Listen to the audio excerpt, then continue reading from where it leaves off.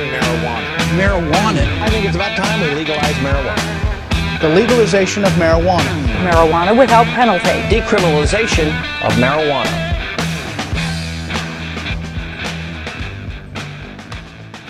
If you look at the US, we have 5% of the world's population and 25% of the prison population. For every dollar that we spend on drug rehab, we spend 7 on prisons. The average cost for a state prison inmate per day is $67.55. My name is Judge Jim Gray. I am a judge of the Orange County Superior Court here in California. I've been retired for just a little while. I have never used any form of illicit drug of any form. I'm not interested. You could give them away on each street corner and bless them by every religious leader in town, and I'm still not going to use cocaine or otherwise, unless by chance a medical doctor recommended it to me for some alleviation of a medical condition, and then I'd certainly consider it. My name is Al Valdez. I'm a lecturer here at the university. I've been here for 3 years, and I teach classes on transnational gangs, prison gangs, juvenile gangs, and domestic gangs. And I have about 30 years of law enforcement experience. I retired. My doctorate's in psychology. We lead the world in the incarceration of our people, of putting people in jail and prison. Now, I can tell you, we're number one here does not make me proud, nor should it make you proud.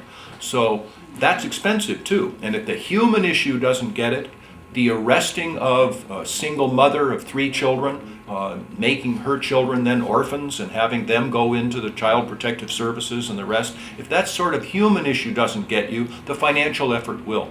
Because we are spending vast quantities of our money to incarcerate people, to put their children on welfare, to have the prosecution of all of these various nonviolent drug offenders. That is expensive. And these are things that we have to change. Not only is it taking money away from that which should go to public education, but it's also really not having any significant effect. I mean, drug dealers are in the streets every single day, and they can deal to whatever college, high school, elementary school they want. They can influence the kids, they can get the kids to deal drugs for them, and there's really no way that we can control it. You can be a police officer and say, hey, well, I'm going to arrest that guy. Okay, you arrest the guy. But it's such a lucrative business that there's going to be another person, that comes from the bottom and just wants to be the drug kingpin. He comes to the top the next day and starts doing it again and again. I mean, you really can't stop the cycle. That is what the policy has shown. And, for whatever reason, people just aren't really looking at it, or they look at it and they don't really care, or they think that it's working. I think America has a tremendous drug appetite. Statistically speaking, our country has about 1/20th or 1/21st of the whole world's population. But according to DEA, we consume over half the world's illegal drugs. That's kind of supported by the fact data from the United Nations suggests that the world's drug market is somewhere between 8 and 10% of the global economy. So I think America's drug appetite is fueling a market. And when there's a market, people are going to be vendors and sell what's needed.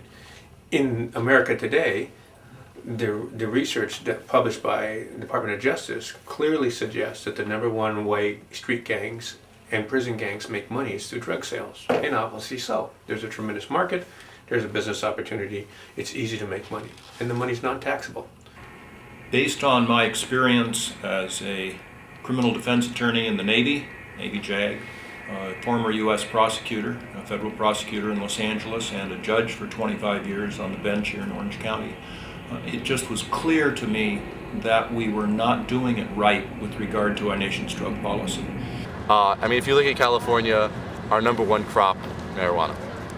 Number 2 is grapes, So the fact that it's illegal doesn't stop it from being grown, and doesn't stop it from being, sold on the black market.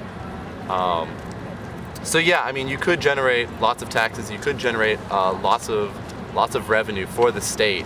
I think somebody estimated it at over $1 billion per year. If we were to treat marijuana like alcohol, 5 things would happen immediately, and all of them would be good.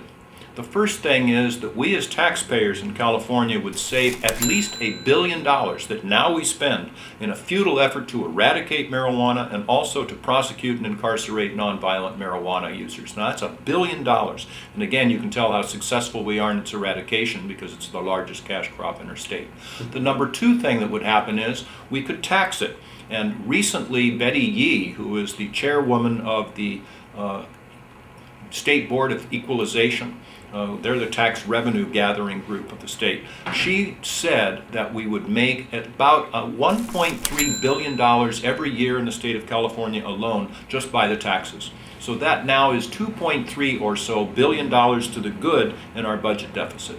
But the third thing, in my opinion, trumps the other two, because then we would make marijuana less available for our children than it is today, because it's easier for our kids today to get marijuana than alcohol.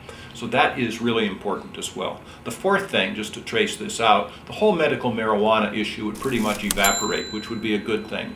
And if medical doctors decided that they should allow their patients or recommend their patients to use marijuana, they could, not illegally. And the fifth thing really is important financially, and that is we could re-legitimize, re-emphasize the hemp industry, which goes back thousands of years. There are many, many viable products to use from hemp. Hemp, by the way, is the stalk and the seeds from the marijuana plant, and it can be manipulated so it has no psychoactive effect whatsoever. I was an undercover narcotic for a number of years. I was an undercover narc for 3 years in my police career. And I was in the drug war. And I have some issues. I think that we should, number one, decriminalize addiction. And I'm not saying legalize drugs. If we decriminalize addiction and treat addiction as a medical problem rather than a legal problem, I think we can help decrease America's drug appetite. Again, when you have these drugs that are illegal, I mean, people are still going to do whatever they can to get their hands on them. It doesn't matter if it's illegal, they're still going to try to get them.